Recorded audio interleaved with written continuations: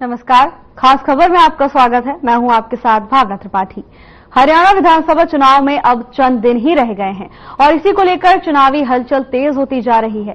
Party के तमाम दिग्गज नेता चुनावी प्रचार में खूब पसीना बहा रहे हैं। बीजेपी के चुनाव प्रचार को मजबूती देने के लिए प्रधानमंत्री नरेंद्र मोदी खुद मैदान में उतरे, तो वहीं कांग्रेस की तरफ से हाईकमान लगातार जनता तक पहुंचने में जुटी हुई है।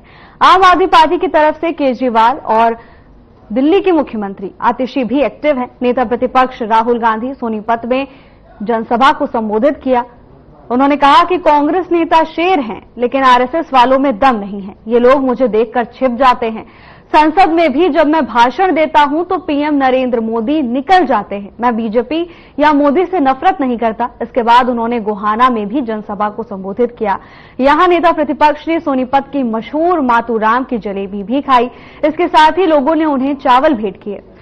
ये उसी फसल के चावल थे जिनकी पनीरी सोनीपत में खेत में जाकर राहुल गांधी ने खुद लगाई थी। यहां उन्होंने समर्थकों को संबोधित भी किया। तो वहीं प्रधानमंत्री नरेंद्र मोदी ने भी कांग्रेस पर जमकर निशाना साधा। उन्होंने कहा कि कांग्रेस को ठगी की लत लग गई है। उसके राज में दलाल और दामाद मालामाल हुए। कांग्रेस ने हिमाचल में झूठ बोला, अब हरियाणा में झूठे वादे बेच रहे हैं। इसके साथ ही उन्होंने कहा कि ये पार्टी दलित विरोधी है। कांग्रेस ने डॉक्टर अंबेडकर को चुनाव में दो बार हरवाया। उन्होंने कहा कि जब हरियाणा में हुड्डा की सरकार थी तब किसानों के घर में ₹2 मुआवजे का चेक पहुंचा था, जबकि बीजेपी सरकार हजारों रुपए की सम्मान निधि उनके बैंक खातों में पहुंचाती है। तो वहीं अरविंद केजरीवाल भी पूरी तरह से एक्शन मोड में नजर आ रहे हैं। मंगलवार को हरियाणा के बल्लभगढ़ में आम आदमी पार्टी के प्रत्याशी रविंद्र फौजदार के समर्थन में रोड शो किया। इस दौरान उन्होंने बीजेपी को भी आड़े हाथों लिया। रोड शो के दौरान अरविंद केजरीवाल ने कहा कि इन लोगों ने फर्जी केस में डालकर जेल भेज दिया। कुछ दिन पहले मैं 5 महीने के बाद जेल से छूटकर आया। जेल में उन्होंने मुझे शारीरिक और मानसिक यातनाएं दी। इसके साथ ही उन्होंने जनता को आश्वस्त करते हुए कहा कि दिल्ली और पंजाब में आपकी सरकार है, बीच में हरियाणा है, यहां भी मुझे सेवा करने का मौका दे दो। दिल्ली में मैंने ऐसे ऐसे काम किए हैं, आपको पता है ना, दिल्ली में बिजली मुफ्त है, दिल्ली में स्कूल अच्छे कर दिए हैं, शिक्षा अच्छी कर दी है, मोहल्ला क्लिनिक भी बनवा दिए हैं, महिलाओं के लिए फ्री बस यात्रा शुरू कर दी गई, बुजुर्गों को तीर्थ यात्रा करवाई गई। ये सारे काम हरियाणा में करवा दूंगा, बस एक बार झाड़ू का बटन दबा दो। तो कुल मिलाकर सभी दल खुद को जनता का सबसे बड़ा हितैषी बता रहे हैं। हालांकि जनता का भरोसा किसके साथ है, ये तो 8 अक्टूबर को ही पता चलेगा।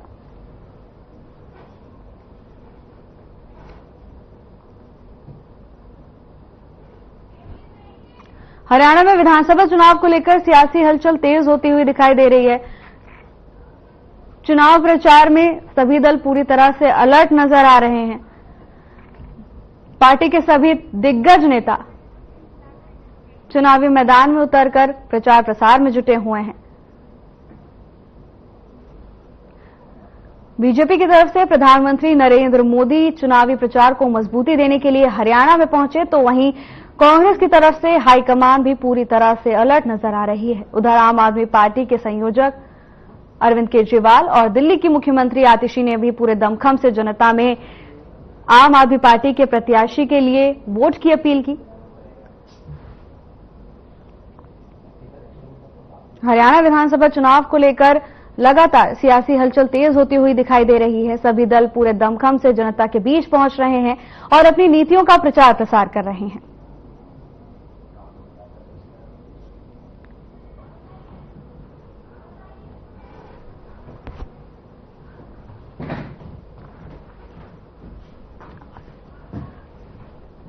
हरियाणा विधानसभा चुनाव को लेकर लगातार सियासी गलियारों में हलचल तेज होती हुई दिखाई दे रही है।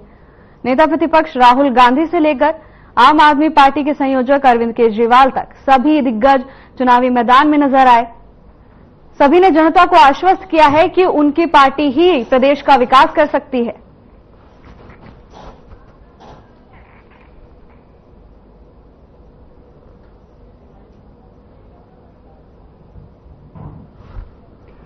ये नहीं हो रहा है, बस आवाज नहीं आ रही।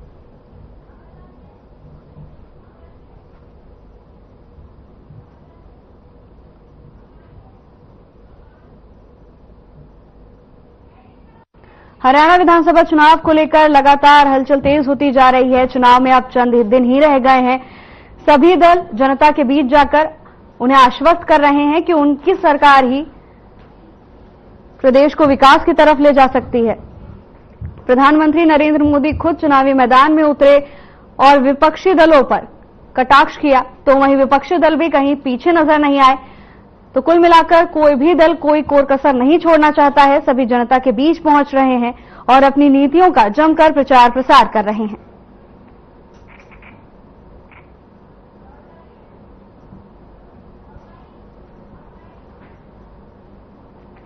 विधानसभा चुनाव में अब ज्यादा वक्त नहीं बचा है, तो वहीं 3 अक्टूबर को प्रचार का सिलसिला भी थम जाएगा, लेकिन उससे पहले पूरे दमखम से सभी दल चुनावी प्रचार में जुटे नजर आए।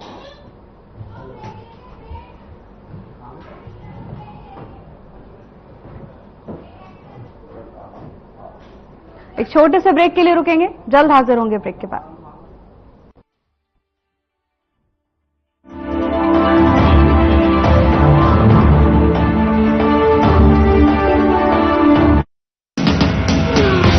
दो लाख युवाओं को बिना पर्ची बिना खर्ची मिलेगी सरकारी नौकरी नॉन स्टॉप। कमल का बटन दबाएं, बीजेपी को जिताएं।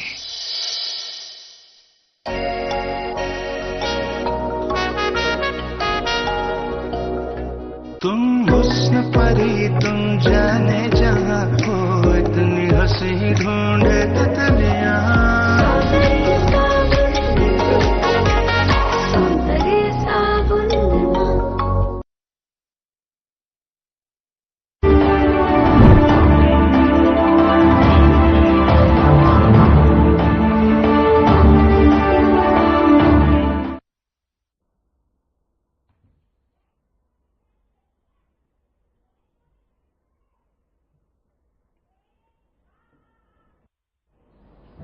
ब्रेक के बाद आपका स्वागत है। तो चलिए चर्चा की शुरुआत करते हैं। चर्चा का हिस्सा बनने के लिए हमारे साथ खास मेहमान जुड़ गए हैं। रामराजी शर्मा बीजेपी प्रवक्ता हमारे साथ हैं, ललित अरोड़ा कांग्रेस का पक्ष रखने के लिए हमारे साथ हैं, तो वहीं आप प्रवक्ता नरेश शर्मा हमारे साथ हैं। आप सभी का चर्चा में बहुत बहुत स्वागत है। ललित जी, चर्चा की शुरुआत आपसे ही करना चाहेंगे। देखिए, चुनाव को लेकर लगातार वार पलटवार का दौर जारी है। प्रधानमंत्री हरियाणा पहुंचे, मैं कोट कर देती हूं कि उन्होंने यहां क्या कहा। उन्होंने कांग्रेस पर निशाना साधते हुए कहा है कि कांग्रेस को ठगी की लत लग गई है, उसके राज में दलाल और दामाद मालामाल हुए हैं। आपसे प्रतिक्रिया चाहूंगी। देखिए, ऐसा है, भाजपा राज के अंदर में पीएससी के दफ्तर से 1 करोड़ से ऊपर की नकदी बरामद हुई थी और सारे संसार को पता है। लोक सेवा आयोग के कार्यालय से भी कैश बरामद हुआ था। ये नियुक्तियां मुख्यमंत्री के द्वारा होती हैं, तो मुख्यमंत्री के खास नुमाइंदों के दफ्तरों से पैसे बरामद हुए। 2 IAS 3 पकड़े गए, तहसीलदार डीटीपी अरेस्ट हुए। सारे हरियाणा के अंदर में इन्होंने भ्रष्टाचार किया, 10 साल नौकरियां बेची और साथ में केजीपी भी इनका शामिल है। ये कैसे डिफेंड कर सकते हैं प्रधानमंत्री? और प्रधानमंत्री का काम तो है ही जुमलेबाजी। 15 लाख दे देंगे, 2 करोड़ नौकरियां दे देंगे, फलाना कर देंगे, आकाश से तारे तोड़ लाएंगे, सीढ़ी है नहीं। 50 तरह के झूठ इन्होंने बोले, अपमान जब्त शब्द इन्होंने बोले, अर्थव्यवस्था संभलती नहीं है। हरियाणा में अपराधिक अपने खुले आम घूम रहे हैं। नफे सिंह राठी का देख लो, मातूराम मलवाई का देख लो। यहाँ के मुद्दों पे प्रधानमंत्री को ना तो पता है, ना उनको कोई बताता है। उस मुद्दे पे बात करते नहीं है। धार्मिक ध्रुवीकरण, फलाना ढिमका, इस तरह की बातें करते हैं। भर्तियों में पैसे खाए जा रहे हैं, हर जगह टेंडर में पैसे कमाए जा रहे हैं। आप ये बताओ, इन्होंने किसको नहीं पीटा? जिसने इनका विरोध किया उनकी पिटाई की। जनता भूलेगी थोड़ा ही। इनकी जो गर्दन में स्टील की रॉड है वो काट दी जाएगी इनके, क्योंकि ये धंधा नहीं रहा। कोरोना काल के बाद अचानक कोरोना लगा दिया। अब ये बताओ, बेरोजगारी, किसान आंदोलन, महंगाई, अग्निवीर, OPS और लाठियां जैसे मुद्दे। उसके बाद ये देखो कि आज की तारीख में किसी भी मुद्दे पर चर्चा के लिए मैं प्रधानमंत्री को आमंत्रित करता हूं, हमारे साथ करें चर्चा। चर्चा होनी चाहिए आर्थिक मुद्दों पर, विकास पर, क्योंकि देश ये जानना चाहता है, प्रदेश, कि आपने गृहिणियों के लिए, विद्यार्थियों के लिए, बच्चों के लिए, कर्मचारियों के लिए, बुजुर्गों के लिए क्या किया। हमने अपना घोषणा पत्र जारी किया, हम क्या करने वाले हैं, उसमें हर चीज स्पष्ट करी है। 6,000 रुपए हम जो है वृद्धावस्था और दिव्यांग पेंशन भी देंगे। 2,000 हमारे तो इन्होंने नकल करी है संकल्प पत्र की। इन्होंने कुछ नहीं किया 10 साल में, सिर्फ अपनी सरकार बचाने में साढ़े 4.5 साल तो जेठा के साथ ये लगे रहे, फिर उनको यूज करके फेंक दिया। ये किसी के सगे नहीं, ऐसा कोई बंदा नहीं जिसको इन्होंने ठगा नहीं है। तो ठगों की सरकार है ये। और जो इनको पता होना चाहिए कि डीजल, कीटनाशक, फर्टिलाइजर के दाम तो प्रधानमंत्री के हाथ में थे, एमएसपी तो प्रधानमंत्री के हाथ में था, क्यों नहीं दिया? 750 किसानों की शहादत का ये प्रधानमंत्री जिम्मेवार है। उसके अलावा शुभकर्ण का मर्डर हुआ, या गोली लगी उसको जो बॉर्डर पे, किसानों को दिल्ली नहीं आने देते। क्यों? किसान इस देश के नागरिक नहीं है। आप उनको कहते हो कई आतंकवादी है, खालिस्तानी है। शर्म आनी चाहिए आप लोगों को। आप देश के किसान, अन्नदाता, जिसके जवान भी किसान ही पैदा करता है, और आप उनको गाली देते हो। आपका नंदकिशोर गुर्जर वहां पे मारने गया था उनको। आप क्या समझते हो अपने आपको कि सरकारें बदलती नहीं है? अब लिखा जा रहा है तो सारे परेशान हो रहे हो। दीवार पे लिखा गया है, अभी 8 अक्टूबर के तो पता लग जाएगा आपको। सरकार कांग्रेस की आ रही है, इस निर्दयी और एंटी पीपल सरकार को बदला जाएगा। ठीक है, रामराजेश शर्मा जी, आपने कांग्रेस प्रवक्ता को सुना, क्या उनका मैनिफेस्टो कॉपी कर दिया गया है? आपके पास कुछ भी नहीं था? देखो क्या है, कांग्रेस पार्टी को अगर झूठ बोलने में कोई इंटरनेशनल अवार्ड घोषित किया जाए ना, तो कांग्रेस पार्टी वो इंटरनेशनल अवार्ड जीतेगी, दूसरे के पास नहीं जाने देगी। क्योंकि झूठ बोलने में तो इन्होंने फैक्ट्री लगा रखी है झूठ बोलने की। जैसे इन्होंने झूठ बोला भाई आरक्षण खत्म किया जा रहा है, संविधान बदला वाला पोंपो चलने वाला, सब सुने ध्यान से। जाएंगे 8,500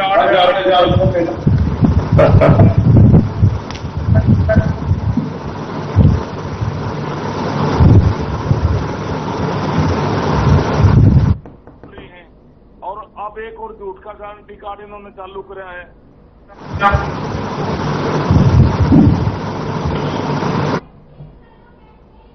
जी चलिए, आप प्रवक्ता की ओर रुख करेंगे। विधानसभा चुनाव नजदीक है नरेश जी, अब आगे क्या तैयारियां चल रही हैं? जी नमस्कार आपके दर्शकों को और दोनों साथी प्रवक्ताओं को नमस्कार। आपने बोला कि आप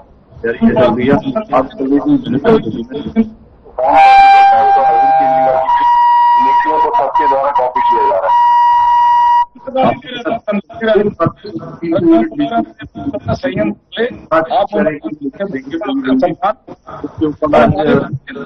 देख लीजिए, और जहां जहां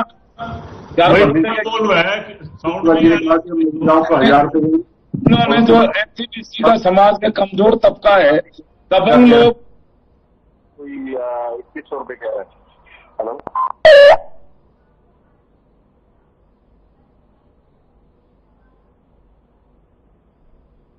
उसका पैर तोड़ दिया बूढ़ा खेड़ा गांव में।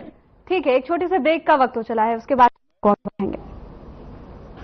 वक्त एक छोटे से ब्रेक का, जल्द हाजिर होंगे ब्रेक के बाद।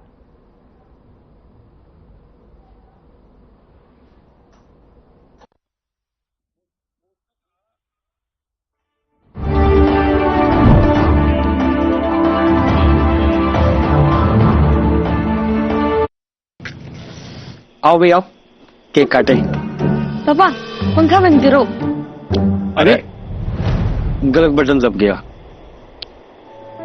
आड़े तो ठीक से, पर 5 तारीख ने गलत बटन ना दबा दिए। भरोसा रख बापू, बीजेपी को ही लाएंगे। भरोसा तो पूरा से। 10 लाख तक का मुफ्त इलाज मिलेगा और सभी सरकारी अस्पतालों में मिलेगा फ्री डायलिसिस। कमल का बटन दबाओ, बीजेपी को जिताओ। Through constant innovation, the group provides its clients with value-added, environment-friendly products. We are committed to provide quality products and services at optimum cost with the continuous improvement in the quality management system. Producing high-value paper making us India's largest producer of branded papers, fine papers and packaging broad segments. Focused on customers in all our operations. Hence, extensive investments are made towards people and people practices. KRPL world's leading eco-friendly paper from agro residue.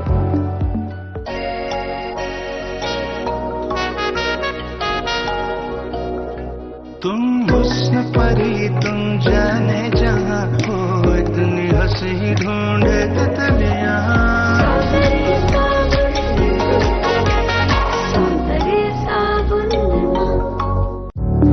Through constant innovation, the group provides its clients with value-added, environment-friendly products. We are committed to provide quality products and services at optimum cost with the continuous improvement in the quality management system.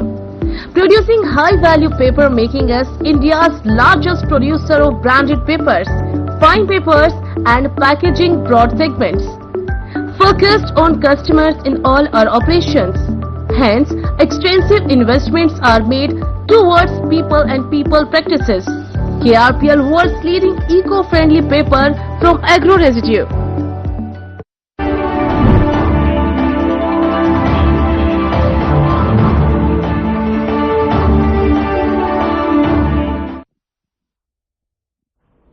Break के बाद आपका स्वागत है। चर्चा की शुरुआत करेंगे।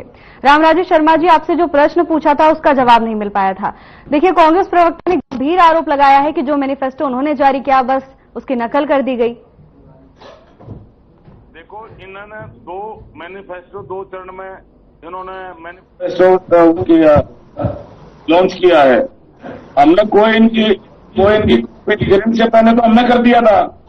ये सारे झूठ बोल रहे हैं और झूठ बोलने की इन्होंने फैक्ट्री लगा रखी है और झूठ बोलने में इंटरनेशनल अवार्ड कांग्रेस पार्टी ले सकती है।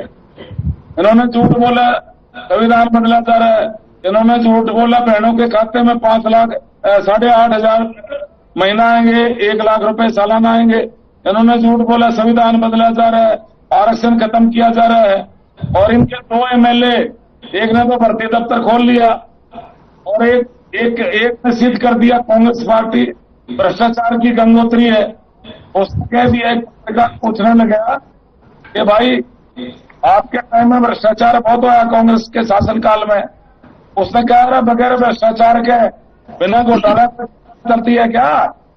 फिर उसने कहा कि भाई जो सगे संबंधी यारे प्यारे मित्र आए हैं उनका भी ख्याल रखेंगे, पहले अपना घर भरेंगे भाई घर। ये शमशेर गोगी इनके सिटिंग एमएलए हैं और इनकी पार्टी के एमएलए कैंडिडेट भी हैं। नीरज शर्मा जी का मेरिट वेट का तो पता नहीं। 50 वोट डालो और 1 नौकरी पाओ, 2000 मेरे बाटे में 2000 पोस्ट आएंगी। अरे मेरे भाई, ना नमन तेल होगा ना रात दाना अच्छेगी। दिन में सपने लेने छोड़ दो। आपकी ठगी ठोरी की दुकान बंद हो चुकी है, जनता जाग चुकी है। जनता ने मन बना लिया है। जैसे केंद्र में विश्व के सबसे लोकप्रिय और ताकतवर प्रधानमंत्री आदरणीय नरेंद्र मोदी जी को हमारे देश की देवतुल्य जनता जनार्दन ने आशीर्वाद दिया है, तीसरी बार वो प्रधानमंत्री बने। ऐसे हरियाणा की भी जो जनता भगवान का रूप है, वो भगवान रूपी जनता आशीर्वाद देकर तीसरी बार हमारी सरकार बनाएगी। और दूसरी बार नायब सिंह सैनी जी जो युवाओं के हृदय सम्राट हैं, जन जन के चेते हैं, चलती बिरादरी के अमृतिया हैं। 58 साल के बाद में हरियाणा में ओबीसी सीएम हमने बनाया, क्योंकि कांग्रेस तो एससी-बीसी समाज की विरोधी है। ना तो इन्होंने एससी-बीसी समाज से सीएम बनाया और ना इन्होंने डिक्लेयर किया। एक इनकी पार्टी की सबसे वरिष्ठ नेता है आदरणीय बहन जी कुमारी शैलजा जी। हमारे यहाँ भी एक दलित के बेटे ने इच्छा जाहिर करी, जो एमपी है, राज्यसभा का अहम पोस्ट है, कि भाई मैं एमएलए का चुनाव लड़ना चाह रहा हूं। हमने उनकी इच्छाओं का सम्मान किया और उनको इसराना से कैंडिडेट बनाया। और इनके यहाँ जो 4-5 बार सांसद रह चुके हैं, केंद्र में मंत्री रह चुकी हैं और उनके फादर भी केंद्र में मंत्री रह चुके हैं, उन्होंने इच्छा जाहिर करी। एक दलित की बेटी है, महिला है, कि भाई मैं एमएलए का चुनाव लड़ना चाहती हूँ। उन्होंने प्रेस के माध्यम से भी कहा और इनकी राजनेता जी से भी मिलकर ही हो इस्तीफे की पेशकश भी करी, लेकिन इन्होंने उनकी इच्छाओं को दफन किया, उनका सम्मान नहीं किया। और आज पूरे हरियाणा में ये बात फैल रही है कि महिला शक्ति का अपमान नहीं सहेगा हिंदुस्तान, दलित बेटी का अपमान नहीं सहेगा हिंदुस्तान। और जिस तरह से एससी-बीसी समाज के ऊपर हमले हो रहे हैं, इनकी पार्टी के दबंग लोग हमले कर रहे हैं। हमारे बूढ़ाखेड़ा लाठर गांव में एक वाल्मीकि समाज का लड़का, उससे पूछा क्या भाई वोट किसको दोगे? भाजपा को, उसका सिर फोड़ दिया। ऐसे ही वहां पे ये पेटवाड़ गांव का उससे कैप्टन अभिमन्यु जी को पगड़ी पहना दी, उसके पैर के ऊपर का ट्रैक्टर गाड़ी चढ़ा दी।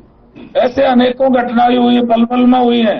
तो जिस तरह से ये बौखला गए हैं, इससे साफ साफ जाहिर होता है ये कदम वो पार्टी उठाती है जो हार रही हो, जनता जिनको नकार रही हो, और काठ की अंडी इनकी चढ़नी थी चढ़ गई। जनता अपना आपको ढका महसूस कर रही है, जनता पछता रही है। जिस तरह से किसान हितैषी होने का ये नौटंकी कर रहे हैं, सेक्शन 40 समाक है, ये किसान की जमीन हड़प के और महंगे भाव में बिल्डरों को बेच दिया। 1-1, 2-2 रुपए के चेक प्राकृतिक आपदा में इनके टाइम आते थे।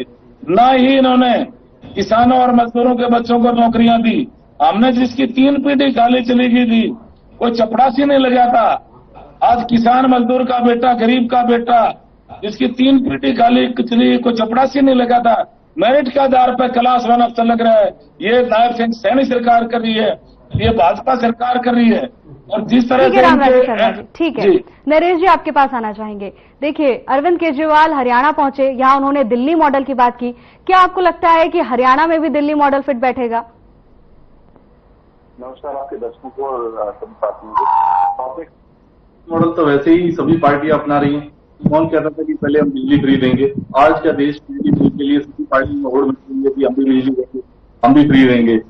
कोई कहता था कि हम बुजुर्गों को यात्रा करवाएंगे तीर्थ यात्रा के लिए, आज सभी पार्टियां कहते हैं कि हम बुजुर्गों को तीर्थ यात्रा करवाएंगे। कौन कहता था कि हम जो है हमने शुरुआत करी केजरीवाल ने कि 1000 रुपये माताओं को देंगे, फिर ये होड़ लगे कि बीजेपी और कांग्रेस के अंदर की हम भी अब 2000 देंगे। उन्होंने कहा कि हम बच्चे को शिक्षित करेंगे, लेकिन शिक्षित कोई नहीं करना चाहता, कोई शिक्षा के लिए बात नहीं करना चाहता, ना अपने मैनिफेस्टो में डालना चाहता है। उन्हें पता है कि ये जो फ्री बीज के लिए कहते थे कि हम तो कहते हैं कि पूरे देश अरविंद केजरीवाल जी की नीतियां अपनाएं, ये फ्री बीज की नीतियां आप लोगों ने अपनाई, कम से कम शिक्षित करने की नीतियां भी तो अपनाइए, अपने मैनिफेस्टो के अंदर लाइए। रोजगार देने की नीतियां तो लाइए कि हम रोजगार कैसे देंगे। कम से कम अरविंद केजरीवाल जी को आप लोग एडप्शन कर रहे हैं कि आप उनकी नीतियों को ले रहे हो, कम से कम नीतियों को आगे बढ़ाते हुए हर वर्ग को शिक्षित। हमारा शुरू से लेकर जिस दिन से हमने राजनीति शुरू करी हमारी पार्टी में, उन्होंने सिर्फ एक ही मॉडल रखा है कि हम शिक्षा के ऊपर लड़ाई कर रहे हैं, संघर्ष कर रहे हैं। लोगों को पंजाब के अंदर समझ में आया, दिल्ली के अंदर समझ में आया, हरियाणा के अंदर भी लोग समझ रहे हैं। जहां भी हम जा रहे हैं, हम प्यार मिल रहा है हमें। मैं जिस दिन से इलेक्शन की शुरुआत हुई, डोर टू डोर या अभियान अपने और काम छोड़ने के बाद भी सिर्फ ये गया तो जनता एक भरपूर समर्थन देता हुआ कहती है कि अरविंद केजरीवाल ने बहुत अच्छा शिक्षा का मॉडल का काम किया और इम्प्रूवमेंट कर रहे हैं। हमारे रिजल्ट बोलते हैं, हम रिजल्ट के ऊपर काम करते हैं। जो लोग बोलते थे कि रिजल्ट आप देख लीजिए कि 96.99% दिल्ली का रिजल्ट आया सीबीएसई का, और जबकि केंद्रीय स्कूल मोदी जी द्वारा संचालित का रिजल्ट 88% आता है। इसी के ऊपर आम आदमी पार्टी काम करती है कि हम रिजल्ट के ऊपर, और कोई हमें ये नहीं कहता। हम चाहते हैं, जब बोलते हैं कि बीजेपी ने ये लूट मचाई, कांग्रेस ने ये लूट मचाई, या कांग्रेस का विधायक कहता है, बीजेपी का विधायक कहता है, हमसे तो लोग कहते हैं कि आप लोग आओ, हम आपको एक मौका देना चाहते हैं। एटलीस्ट हम दिल्ली मॉडल को देखना चाहते हैं कि जो हमारे रिश्तेदारों ने देखा है कि दिल्ली के अंदर क्या काम हो। दिल्ली के अंदर स्वास्थ्य सेवाएं सुधरी हैं। जो एनसीआर के साथ जितने भी लोग रहते हैं बोलते हैं कि हमें जो इलाज हरियाणा के अंदर मिलता नहीं, हमें दिल्ली रेफर किया जाता है, और जब दिल्ली रेफर किया जाता है दिल्ली के अंदर अच्छी स्वास्थ्य सेवाएं मिलती हैं वहां पे। तो सब लोग चाहते हैं कि क्योंकि मरीज को यहाँ पे दिल्ली एनसीआर के अंदर में वहीं पे अपनी कहते हैं ना कि स्वर्ग लोग को चला जाता है, लेकिन उन्हें आस ही रह जाते हैं कि जब दिल्ली चले गए वहां पे अच्छा से इलाज हो गया तो उनका जीवन बच जाएगा। तो यहाँ पे रेफर पॉलिसी बना दी है हरियाणा के अंदर। जिस भी हॉस्पिटल में जाओगे आप वर्ल्ड की टॉप कहा जाता है, इसके अंदर भी कोई सरकारी अस्पताल में इलाज करने के लिए तैयार नहीं है। तो बोलते हैं कि आप दिल्ली ले जाओ, प्रदर्शन ले जाओ, एम्स ले जाओ, या दिल्ली के जितने हॉस्पिटल है उनके अंदर ले जाओ, क्योंकि आपके पास सुविधाएं नहीं है, आपके पास फैसिलिटी नहीं दे रहे हैं। जब आप अच्छी वर्ल्ड क्लास सिटीज के अंदर सुविधाएं नहीं दे पा रहे हैं, आप स्वास्थ्य सेवाएं, शिक्षा सेवाएं, अच्छा आप गुड़गांव का रिजल्ट देख लीजिए, फरीदाबाद का रिजल्ट देख लीजिए, जो एनसीआर के सर्टिफिकेट पाते हैं, तो साथ में जितने भी रिजल्ट उनका रिजल्ट कभी डिक्लेयर नहीं कर रहे हैं। ना बीजेपी रिजल्ट डिक्लेयर करती है, ना कांग्रेस की। आपका कितना? ठीक है नरेश जी, अगर कांग्रेस भी पीछे है, कांग्रेस भी जनता के हित में नहीं है, तो आप गठबंधन करने क्यों जा रहे थे? जल्दी से जवाब दीजिएगा, समय कम है।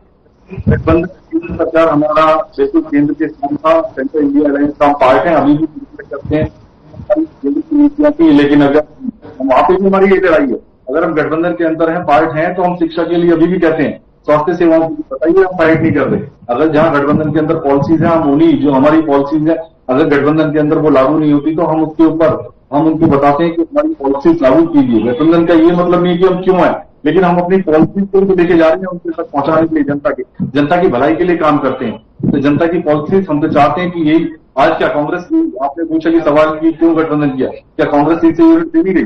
वो पीसी के लिए कह रही है कि हम भी देंगे।